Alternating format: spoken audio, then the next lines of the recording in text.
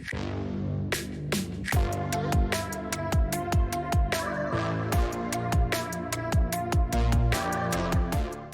right, welcome back, everybody, to another Two Tamers Talk. Me and my guy Jeff over here. What's up? This is the last one we're going to be able to do in the next few weeks with face-to-face action. It is.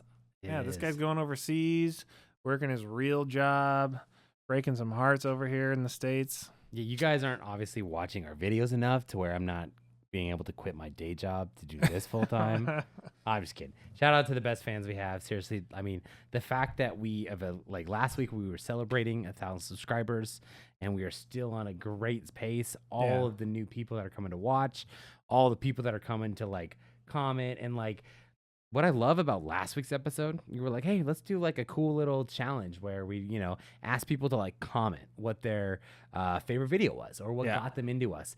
Oh my goodness, the outreach was incredible. I was just blown away of and a lot of the videos that we have done in the past. I've loved every video we've done. First of all, let me state that, right?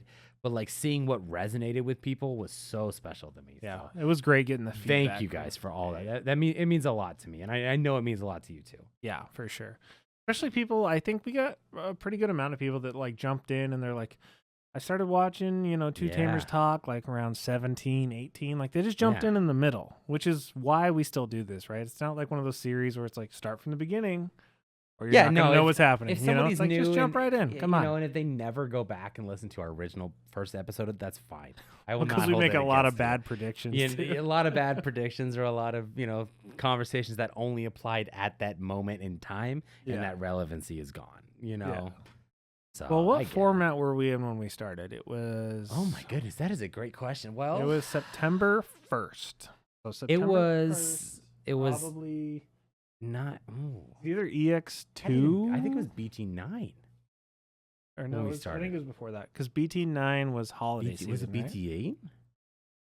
Maybe. Interesting. I don't know. Honestly, I'd have to go back and look. But yeah, it's been a minute. So Jesse's going to go back and watch episode 1 and start over. Okay, got it. I do know, the format was a little bit different back then, but it was, it's really cool to see people interact with us and actually jump in midstream and just follow us along the way. So thank you guys. We really appreciate it. Thank you. We are hot off locals tonight. We are. So this was our second BT11 locals, right? Yeah. So what did you see that surprised you? I mean, do you want to take the thunder or should I? No, you go ahead. Okay. You go ahead. Yeah. We had one Black War Gray player. Out of 22 players. Now, to be fair, okay, guys, this is what I love about our meta, our scene. Our scene's always killer. When I travel, it's always top decks. Everybody's competing. Everybody's trying hard. We have such a fan of such a good base of Digimon players that are A, good at the game. Yeah. B, love good combos, and C, are true to their favorites. Yeah. They want to stick to that. They're like, you know what? Today's the day I bring out the Tyrannos and go again. Or we had a Nats player there tonight. We were going to have multiple, but only one ended up making it. And he's like, I just played a Nats. Why would I want to play another tryhard deck?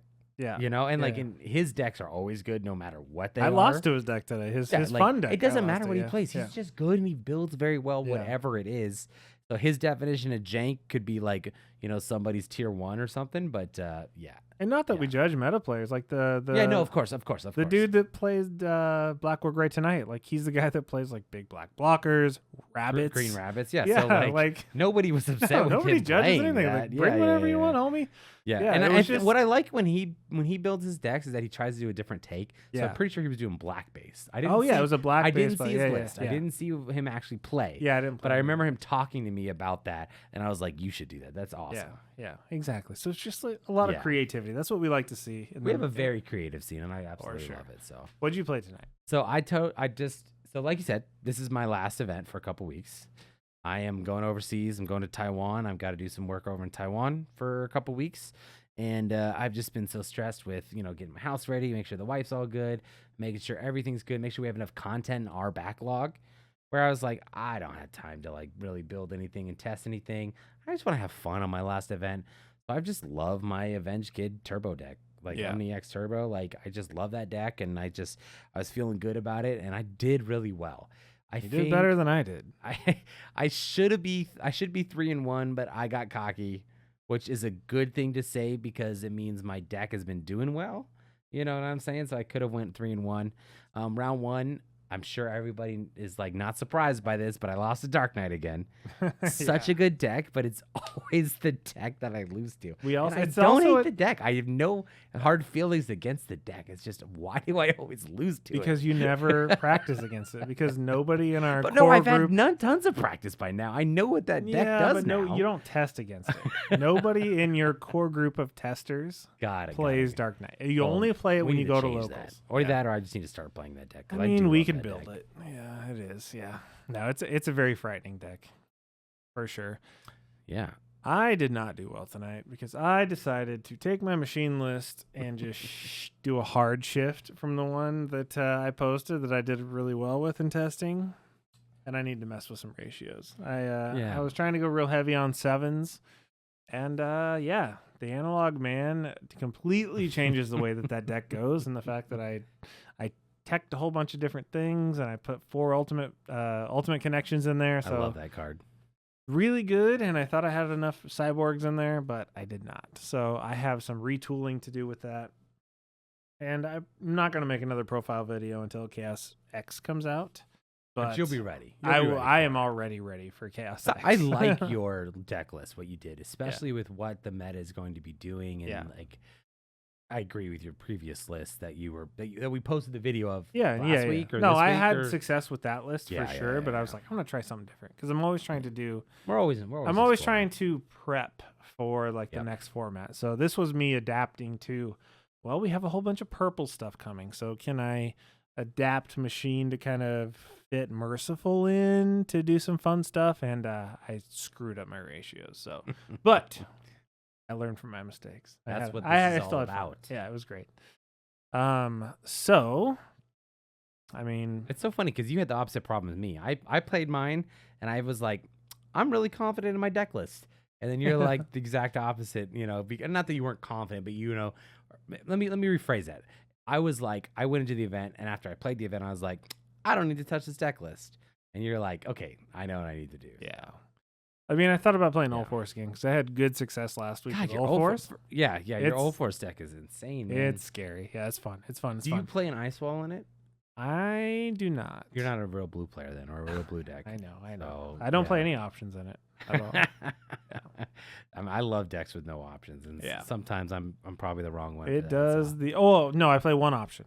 You do? Oh, okay. And if you watch the video, so the profile video is going to be on the channel before this comes out. Oh, is it? Okay. Yeah, so I play the one blue plug-in.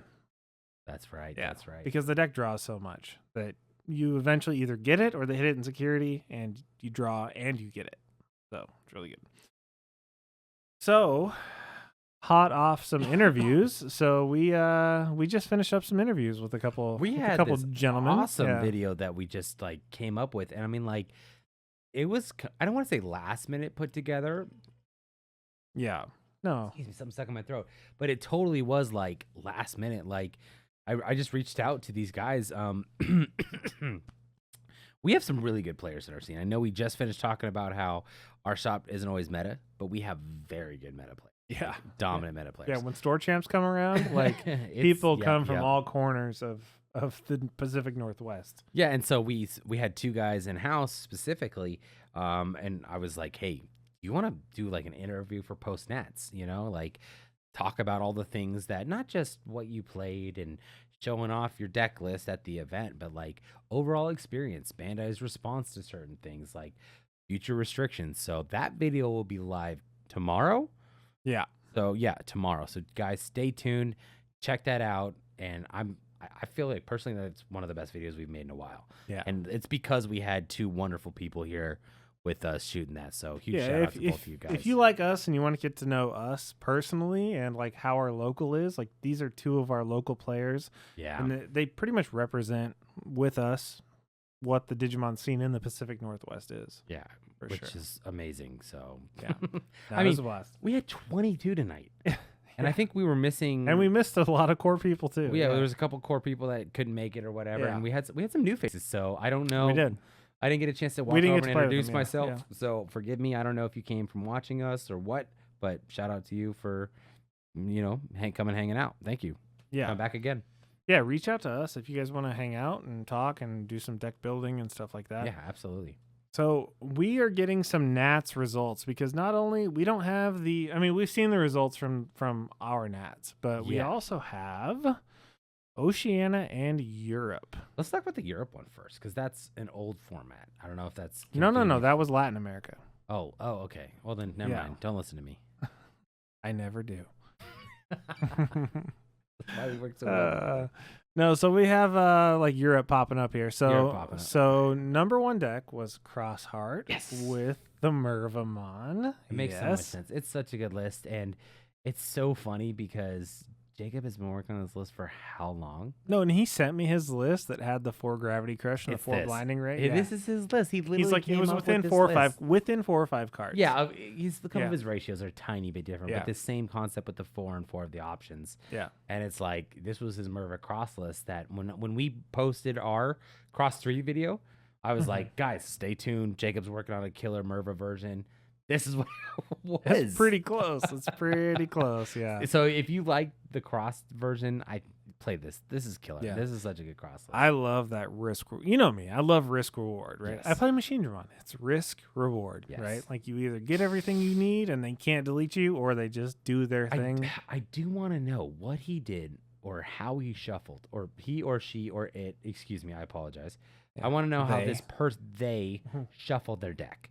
Because seeing Jacob, who I think is a very good shuffler, who does a pretty good job of randomizing his cards, brick so many times, or just like it's different when all of the gravity crushes are in your security or blinding rays in your security, because Crossheart is not a defensive deck, it's an offensive deck. Yeah. So yes, having dead security sucks. But when your hand gets clogged and you can't do anything about it, like, that's what I want to know. So whatever your shuffling technique was, if you're watching this podcast, let me know. I need to learn how to shuffle like you. Because, like, if your hand's full of gravity crushes and blinding rays. And like, you got nothing else. I mean, like, you got, some draw and you have good search. And don't get me wrong, like, Cross can do that. But there's a reason why people play Fireball or Hero of the Skies in those lists. Yeah. So. No, this deck blew me away when I looked at it. I was like, what do you do when you draw, like, 3 Tamers and, like, between all the Tamers? Like, if you just look at, if you take out all the Digimon, you have 4, 8, 12, 16, 20 cards that don't do anything as far as Digimon on the board. There is playing Machinedramon, I know flat out, there is a chance where you just have, and then, like, your starting hand is all Tamers, Gravity Crushes, and Blinding Rays. Yeah, exactly. Well, the good news is that you have search and you have draw in the deck, right? Yeah. You have the Taikis that really help search, the Akari that really helps when you play across, right? But if you brick, and I mean, like, obviously it was fate. This deck is just, it's crazy. Like, if you guys look at it, I mean, it does play the Ignites, which is cool. Ignites make so much sense in this deck. This is I think the best way to play Cross. And I'm still working on making a good Cross 7 list, and I want to be able to beat the ceiling of this deck, but it's so hard because this just takes, what was the strength of Cross? The strength of Cross is being able to swing multiple times in the same turn and just wipe them out in one go. Do you think this actually performs against Black War Gray? I mean, obviously they had it. 100%, right? Because, like, when you Black War Gray's threshold of making the highest DP go into Black War Gray, right? Yeah. The fact that you can get around that with the smaller bodies, right? Because it's not like they're playing Mechanorimon. If they're playing Mechanorimon, sure, that could stop you. But, like, you would have to have a good number of Mechanories to see them consistently enough to get them on the field before this pops off. Because once this goes, this is gone. Like, because all you need with the Merva list is those cross 3 or even the cross 4s in trash, because when you play them, you get the on plays. Yeah. You can draw and search cards, and then they're blockers, they're rush, they have retaliation. Obviously, the idea is you gain as much memory as you want in turn, hard play them, and then you just all gas. And you just go. Yeah. No, this is a full gas deck because it doesn't play any of the cross 4Bs or whatever, the The ones like blocker, Cross 5, cross B. 5. Yeah. There's no sparrows, right? Oh no, I see sparrows. There it is. My Only angle's a two little of off. though. Only two of. Yeah, and like that's why like I suck as a cross player because I'm so attached to Four. fours. Yeah. Where it's like I love them in the deck, so like cutting, like going down to a 3 of this tamer or 2 of, like what is it, the Starmon that's a 3 of there. It's Yeah, like, but now man. the star shout or the star, the star shout is Yeah, only one yeah. of. Yeah. So this deck really rewards good deck builders, in my opinion, because it like there's a reason why first of all they won, excuse me, and also there's a reason why that they're playing 3 of this card, 2 of that card, 4 of this card. He's like they've gone through and fine tuned the crap out of this deck, and Yeah. I'm a big fan. So Same. I was really surprised when I saw this. Yeah. I was just like, well, that's a deck that I saw very recently, very locally. Oh, and I mean for Black or Gray too, like you can bring out 2 bodies with retaliation. Well, no, because they gain retaliation. I always forget how that works. Never mind. I'm not. No, if they have crossheart or retaliation, they gain rush. They right? don't gain retaliation. No, if they have retaliation or cross, always get they confused by gain that. rush or something. Always Like confused by yeah. this.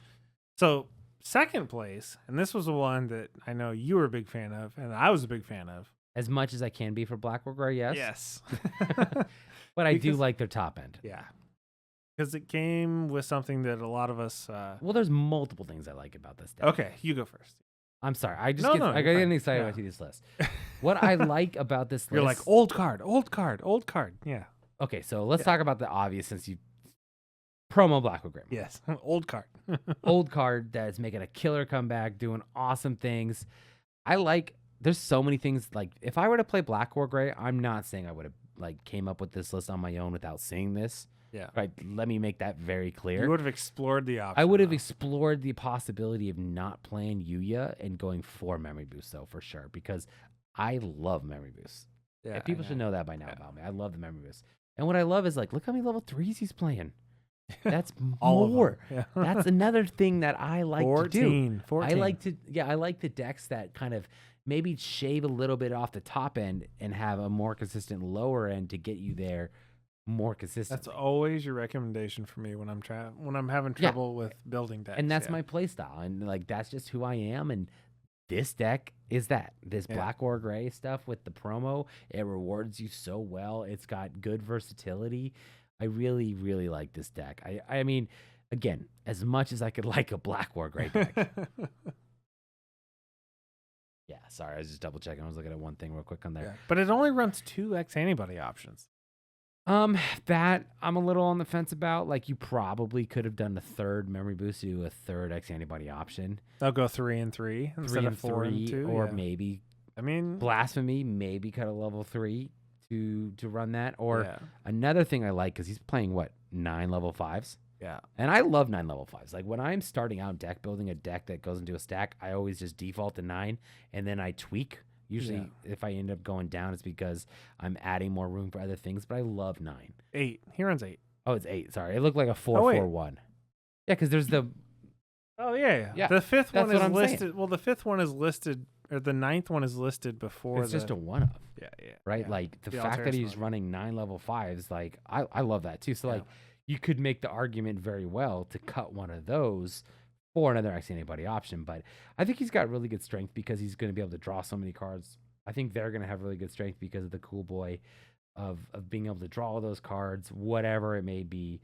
So it's a tough call because the idea is with the Black or Gray, the promo one, right? You can get multiple swings and you don't have to just blow the entire load at once. Yeah. Right? You can just do it here and there when you need to or whatever so you can keep the protection, right? But if you do use all of your protection, what are you going to do with 3X antibodies that you can't use on anything? Well, it's true. It's true. So it's true. Yeah.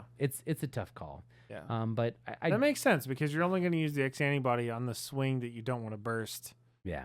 You know, it's like the last swing you're going to, Mhm. use the X antibody. I think I would be scared though, and I think I would have ended up finding a room for a third X antibody yeah. option. So that's the only thing. But again, I didn't score second at this event, so Well, I mean, look at the consistency. 4, 4, 4, 4, 4. This screams Jeff. it's a Jeff deck. It's a like Jeff literally deck. 4 of the best cards, and then make the rest like find your happy numbers. So I mean, I love it. So that was top 2 in, was that Europe? Was that Yeah. Europe? And then we also got the results from Oceania. Oceana. This list is crazy. We were just Yes. so guys, if you're watching this, stay tuned. Watch tomorrow's video. We do an awesome interview with two gentlemen in our region who went to Nats, and we have a fun conversation about Grandis specifically. Yeah. Because I was thinking about not just this list, but even when we did our Grandis video a while back about talking, we discussed the blue version. So really, and now to be fair, I thought there was only 3 colors that you could, 2 colors you could splash in, with the third just being like pure green for Grandis, right? And I've always thought pure green was the best, but today I learned you can play yellow in it if you want to. But I always thought blue was second best, and then for the red people that just love a delicate plan and just can't get over it, I've never liked that card. I'm sorry. I mean, I know what it does. I know it's a good card, but I hate the fact that I have to rely on it. Maybe I'm just burnt by Ancient Greymon and trying to do that too many times. But anyways, yes, blue Grandis, like this is sick. I mean, it's such an interesting concept that the fact that you're taking away, like this deck is tight on room. Like you wouldn't think Grandis is being tight on room, but the fact that it has to play 8 level 6s for it to work, right? Yeah. And then you have, now you're fitting in 4 Davis. Then you're fitting in all of the blue options that are very specific, you know, for a reason. Like Ice Wall makes sense. Like I was just giving you crap because you don't play Ice Wall and Old Force, and I like never put Ice Wall in my blue decks because I'm not a real blue player. This is a real blue player that was like, I don't want to play Melgar. I want to play Grandis. I want to play Grandis. Yeah. Because I think they were just thinking so hard about the counter to Black War Gray. Because Grandis does such a good job of that. Yeah. You know, it's like, and it's a crazy list. It's a crazy list. Well, the list to me, what popped out for me was the hybrid. Where, I mean, yeah, the Korikaku's good, but it's not a Tommy that it's going on. Oh yeah, that blows my mind. That I don't get. I don't. So they're digivolving for 2. It's 1. So I looked, and so like Lobo and Kuma are both 5Ks, right? I think Kuma's a 4. Okay, so 4 and 5, right? Yeah. So you're doubling down on the fact that you're going to get 1K more for the Digivolve. I don't get that. I think you'd be better off with the Kuma, right? With the Kuma to de-digivolve, or the Strip Source, right? Yeah, because really you're going to do hybrid for game. Like, you're not digivolving green into blue to then do things later on. Right. You're just hybriding for game. So what you want to strip, like, especially like a source that gives you blocker, or a source that, you know. Had I seen this list on any other website, right, I would not have think this was the winner. No. You know, and I don't mean to be rude. I apologize if that's how it's coming off. I think there's some really good ideas. Like I love the 3 Sneemons. Or is that 3 or 2? I'm struggling to read that. 3. 3, yeah, because it makes sense because plays from security. It plays from security. It can rest a body. It can stop in a potential attack. I really like that idea. For example. But you know you play that, but also like Black War Gray trashes security. It does trash security all the time. So you're like, I know it's such a tough call. Oh, excuse me. No, there's just so many things in this deck that I think that whoever built this deck clearly practiced it a bunch and has reasons for what they did. Why Korikaku? The world will never know. But, but you got the Giga Death and the Mega Death. I mean, this looks like an old Imperial deck, you know? Yeah, it looks like somebody. I mean, like, why not just Kumamon or Lobo? It's only a 5-drop. The play cost is cheaper. Yeah, I mean, I don't hate the blue package. Don't get me wrong. Like, I think green is better for Grandis. Does the green Grandis package usually run Yoko? The egg, yeah. Yeah, it runs that egg. It runs that egg. It depends, right? If you like 5 eggs, you try to run Gummy. But the Yoko's nice because you want that DP threshold to be made. But I mean, I'll just never get the Korikaku, you know? So no, I sent that to you and you're like, I actually don't know. And he's only playing 1x antibody option too. Is another thing that we were just talking about in the last list. I don't know if I just do a 1-up, but again, guys, I wasn't there, so I wasn't. 4 Davis too. 4 Davis. I know why he's doing it because it's good search. Because if you hit, let's say you play turn 1 or whatever, and then turn 4 to 3, whatever, it gets hit in security. It's search. So that's why I like the blue package. No, that makes sense because it can search out it can search out any of your green Digimon, and then if you happen to hit the Korikaku, which is good for hybrid for game, you get both, right? Yeah, you can get both. So I don't hate the blue package as far as that goes. I think I just would play a different hybrid, or maybe different options or less of the hybrid or something. How he has room in a 50 card deck for all of that, I don't know. Unless they play with 60 card decks over there in Europe. And we're going to skip past 2 and 3. And this is going to be where I'm going to talk about. Oh, gosh. This is what I'm passionate about, and the fact that what is going on here. I love it. All right. So we have a Machinedramon list that made top 4. So that last Grandis was number 1. This made top 4. Which is cool. I'm very happy for it. Yes. But this is like, if you watch the Machinedramon video, I was like, oh, there is a digivolving version of Machinedramon that does work, and this is it. This is probably like the definition of the digivolving version. It's so weird though, seeing a one of Caramon, one all- of Dorumon, All and over the place. egg. Yeah. I remember asking you, I was like, hey man, do you have one extra of those campaign rare Dorumons? And you're like, oh yeah, I think somebody bought them because they're playing Machinedramon. Yeah. Yeah. I was like, what? A local I was like, dude, did I have a stroke? Did I hear that wrong? Like, Nope. Dorumon? Okay. Yep. Because of this. It's from this. I mean, I guess it makes sense because you are tucking things underneath, but I don't know. It's interesting for sure. Yeah, I don't. No. This was a good deck. I mean, this guy did better than I did tonight with my broken ratios for sure, because he played this, I think, to the letter with the ratios and stuff. I gave him the parts that he needed, and he did better than I did tonight. I mean, you're not playing the new Machinedramon. I am not. Like he I am is, not. or This is they a digivolving version of that for sure. Yeah. Makes you stronger. And I mean, the thing that I did learn from this deck is that you definitely run 4 analog men. You run the men. Oh, man.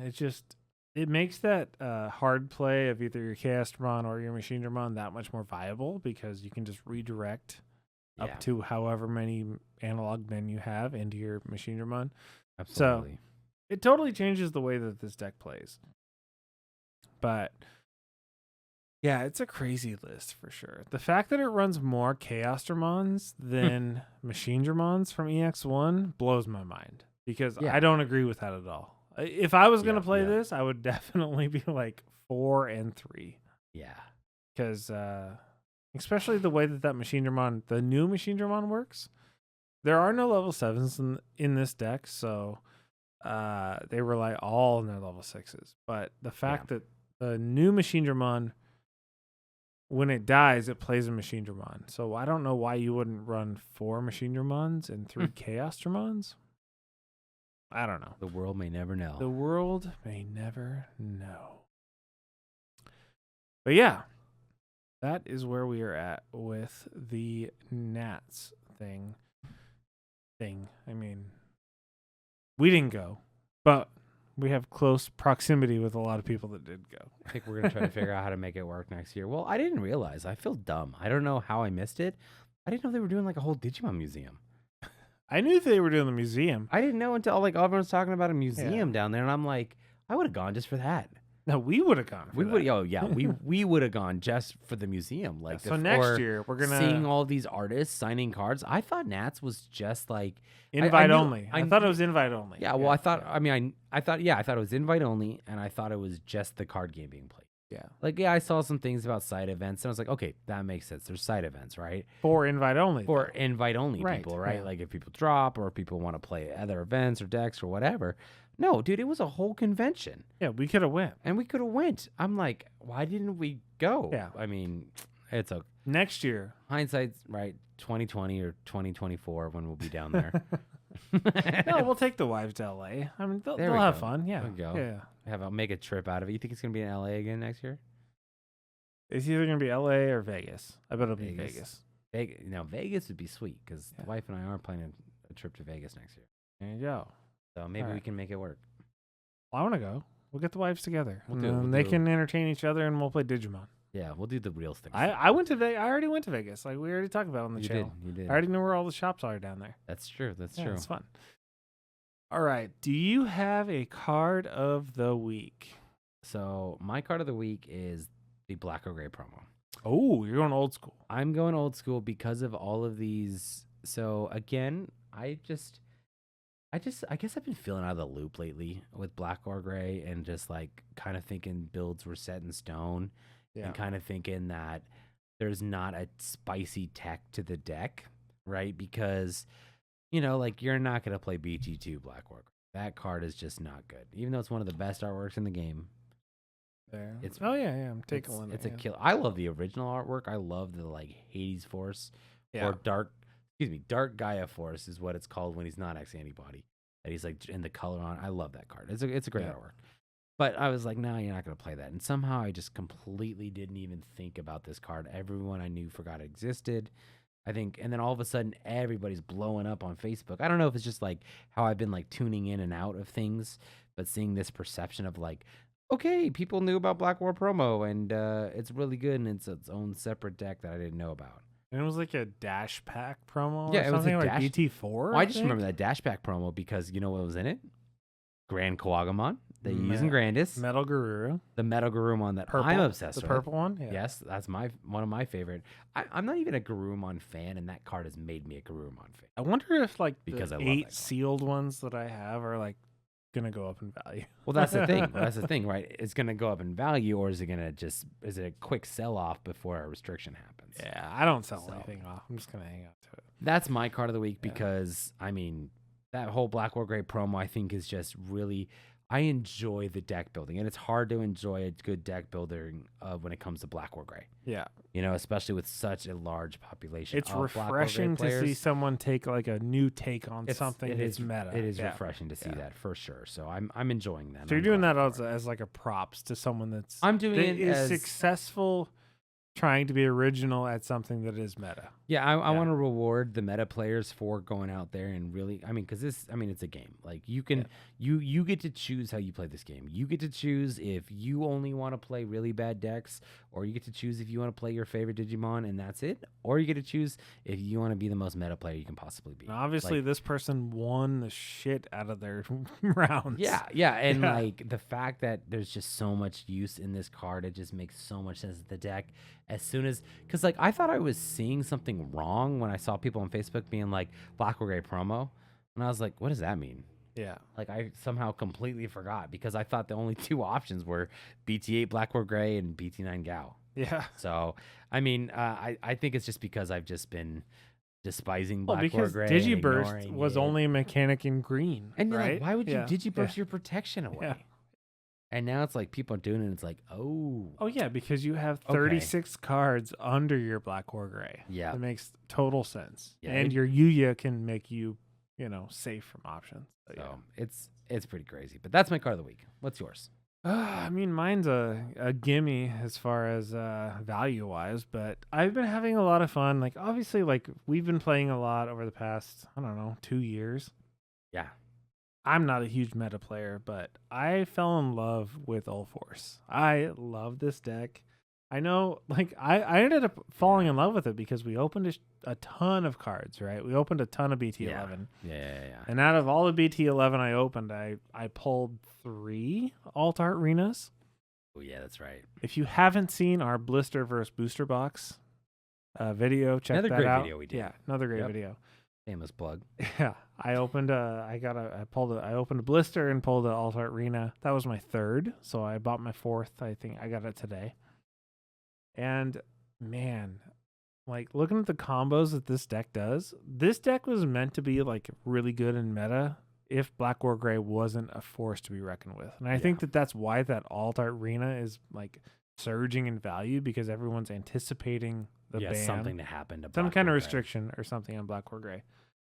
And man, it is so good. And I've been having a lot of fun with this deck, and I think it's gonna be what I play moving forward. If I personally was gonna play in a Nats or a official tournament or something with high stakes, high rewards, big prize cards, I would be Ulforce all the way. Yeah. I mean, it's so funny, like seeing the evolution of this game and the fact that like Ulforce was a BT2 blue level 6. And it's so funny because when I first got into the game and I started importing cards from overseas, we were playing with Japanese cards, and I would literally go to digimoncard.dev, build the deck on a laptop, and put it next to me and my wife, who were, at the time, it was just the two of us playing at the house. And the first deck she wanted to build was Ulforce. Yeah. And talk about a confusing deck with so many triggers. all the way back in BT2. In Japanese. In Japanese. That's exactly it. So now it's like we're literally looking at a wall of text of inheritables because that was like the first deck that really had multiple things going off back in BT2. Like, yes, there was a lot of things going on, but man, do I feel bad. Like, the fact that BT2 O4s with Japanese cards didn't kill my wife's desire at all to play that game is a miracle because she quickly moved on to Shine Gray and she really liked that for BT2 and stuff. So like that was hilarious. But the fact that Bandai, I don't know, and just Digimon in general was like, well, here's Arena from BT2. There's the V Tamer tie promo. And, all the way back in BT2, 1.0, 1.5, etc. You have this archetype. And then archetype is like the same all the way now to BT11. It does like the same thing. But it doesn't, what's the word I'm looking for? But it does it much better. Yeah. And it's like, it stayed true to that like kind of tribal thing. So, I mean, it's a crazy cool deck, man. It's super exciting. And I'm just glad you're liking it. I'm glad you found a new deck. I always like it when somebody finds a new deck. That's awesome. Yeah. Well, you know me. Like I don't. When I build, it's gonna be like a legacy build because we also have the All Force X coming in BT12. That's true. Yeah, I am excited for that. So my I reached out to you because you bought so many of those Tamer Evo 2s, and I was like, how many extra of those deck boxes? I know do I you have. Oh yeah, the deck boxes. Yeah. Because I'm like, I need deck boxes. Because you're gonna start. You have more decks now to play, right? And they're evolving with every single set. So I am I'm very excited for all the new stuff to come. And so I'm gonna back up 1 second. Oh yeah. Take two steps back. Once, yeah. So we spent the last like 3-4 weeks of this podcast talking about Promo 9 Agumon and the fact that Japanese players can now use this. Yeah. Right, and then we had a killer episode that will be posted tomorrow. Once again, go watch it. Of our Nats interviews, where he brought up one of our gentlemen brought up a great point of the promo Workarumon that makes Melga Exo dominant, right? Yeah. Also included is that V Tamer tie, and I just realized that as we're talking about it. Then like the fact that Japanese players or overseas players, not just Japanese players, those that play with Japanese language written on their cards, haven't been able to use these, haven't been able to play these types of decks. They didn't get to use the V Tamer? I don't think they got to use the V Tamer. I could be wrong, but like I remember those promos were just not illegal. They were just not allowed because the problem was promo distribution. Yeah. So they didn't make those legal for those overseas players because it was hard for them to get their hands on. It was like a magazine promo. It was literally just a Shonen Jump promo, and I still have copies of the magazine because when I was collecting the Japanese cards, I might have thrown them away, but I used to have like a magazine just to get the card. That's heresy, man. People are gonna eat you up in the comments. I don't care about the Shonen Jump magazine. I do like reading Shonen Jump manga, but that's not what this is about. But like I bought the magazine just to get those cards. Yeah. And the problem was if you wanted to play that deck and needed a play set, or if everybody needed a play set, like there wasn't enough to go around. Right. And the fact that these promos were hard to get and were expensive like that. Whereas like the US market, like how many V Tamers do you have? I don't know, 12. Yeah. Like there's like people have a lot of them, especially if you've been playing since the beginning and they were your dash pack from 1.0, Stonks, 1.5. man, they're expensive now. I'm rich in V Tamers. I'm about to go through and sell a bunch of them. But like it's a great tamer in the deck though. I'm very curious to see with that with that lift, on these cards, if like how different would the Japanese meta be if they were allowed to work a room on promo, the V Tamer, et cetera, for all their different decks. So yeah, it's pretty exciting time in Digimon for sure. I concur. So next week you are not going to be here. You're going to be overseas. I'm overseas. So we're going to have to do some digital magic. We're going to do. So unfortunately, guys, the fact is, so I have to pack light because I'm getting kicked out of my hotel room for a weekend. So I'm actually going to end up in Japan. I'm going to go to Tokyo for the weekend and sightsee. So I'm packing light. I'm bringing the bare minimum. I'm not going to have Digimon cards. I'm not going to have webcam. So, but I will have my computer and it has a webcam on it.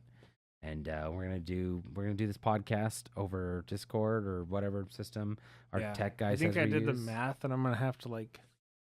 It's 16 hours ahead in Taiwan. I'm pretty sure. Something like that. So that's pretty late. I'm gonna have to be up at early. We're gonna make sure you guys get content. Yeah, you guys are gonna get this for sure. So we're excited about that. Yeah. But yeah, so you're definitely gonna have to fill me in on locals. Let me know if we have more people next week.